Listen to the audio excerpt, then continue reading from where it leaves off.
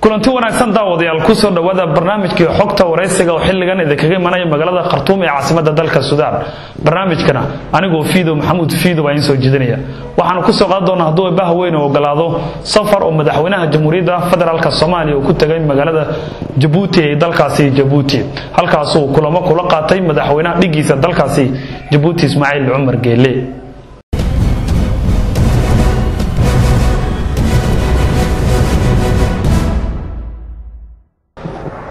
hagaag daawadayaal ku soo dhawaada barnaamijka xogta wareysiga oo sida hore kugu sheegaba aan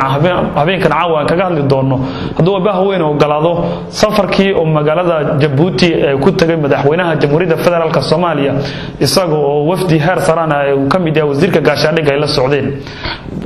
barnaamijkan xogta wareysiga waxaan habeenkan caawa ku sii saari doonaa hadduu baaha weyn oo ogolaado qodbadihii ay ku gujeediyeen madaxweynayaasha Jamhuuriyadda Federaalka Soomaaliya Professor Hassan Sheikh Mahmoud iyo madaxweynaha Djibouti Ismaaciil Cumar Geele hase yeeshee markii halkaasi uu tagay waxa magaalada Djibouti ku soo dhaweeyay wafdi heer sare oo madaxweynaha oo horkacayo dalkaasi Djibouti Ismaaciil Cumar Geele kadib waxa ay tageen xarunta magaalada Djibouti oo martida lagu tala galay ee madaxtooyada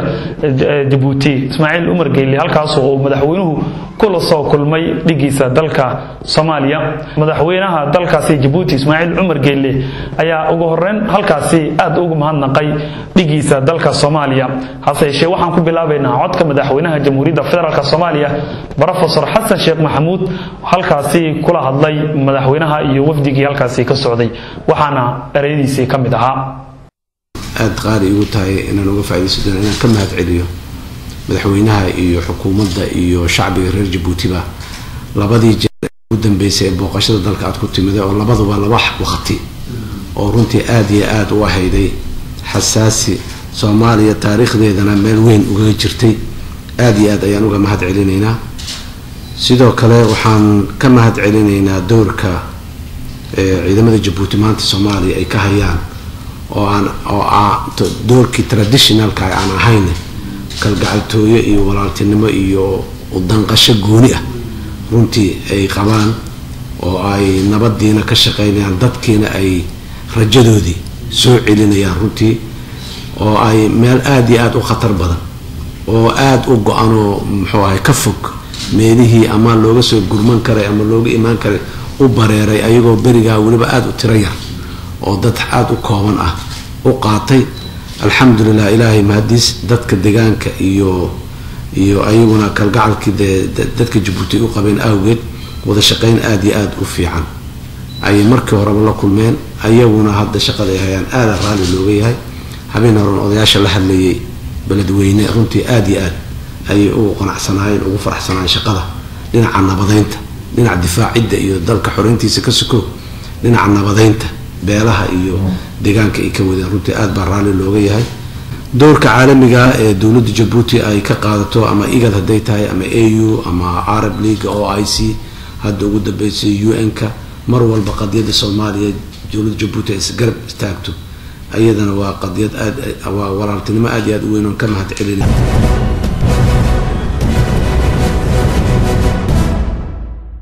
kaasi wuxuu ahaa madaxweynaha Jamhuuriyadda Federaalka Soomaaliya Professor Hassan Sheikh Mahmoud oo halkaasi ka hadlay sidoo kale waxa halkaasi ka hadlay una mahadnaqay booqashada uu ku yimid dalkaasi Djibouti madaxweynaha dalkaasi Ismaaciil Cumar Geele isagoo inta badan aad ugu mahadnaqay duruufii adkaa ee dalka Soomaaliya ay soo mareen waxa uu yiri madaxweyne Ismaaciil Cumar Geele eradiisa kamid ahaa wadanka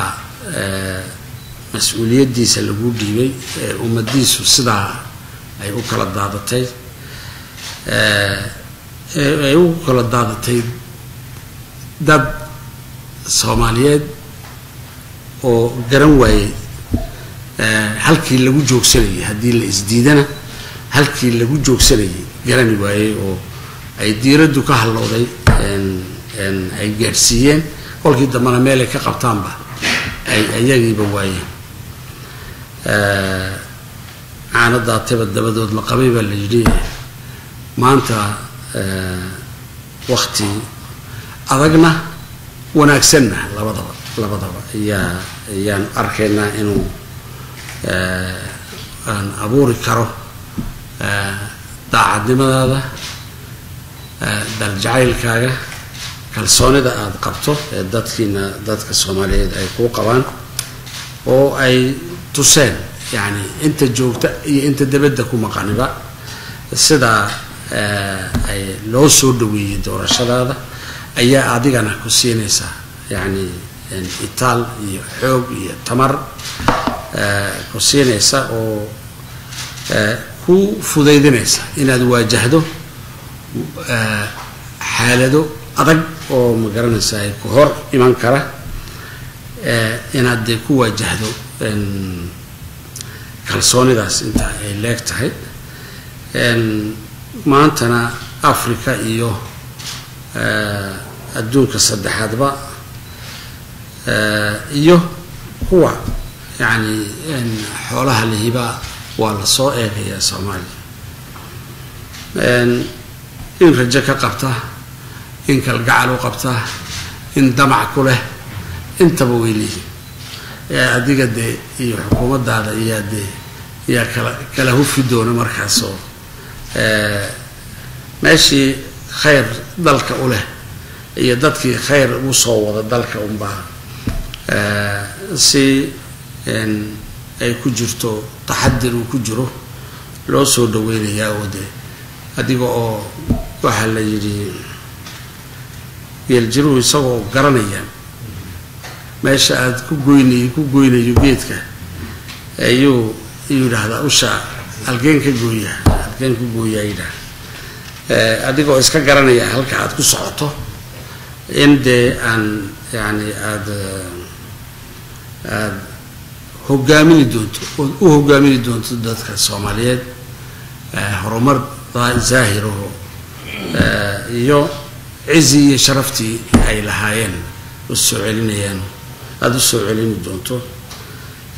shaki nagama jiro ilaahina inuu sidaa kugu garab galayo waa maryeena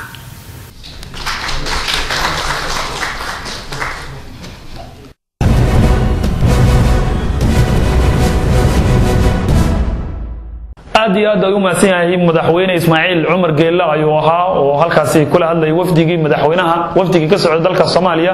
oo uu horkacay madaxweynaha dowladda federaalka Soomaaliya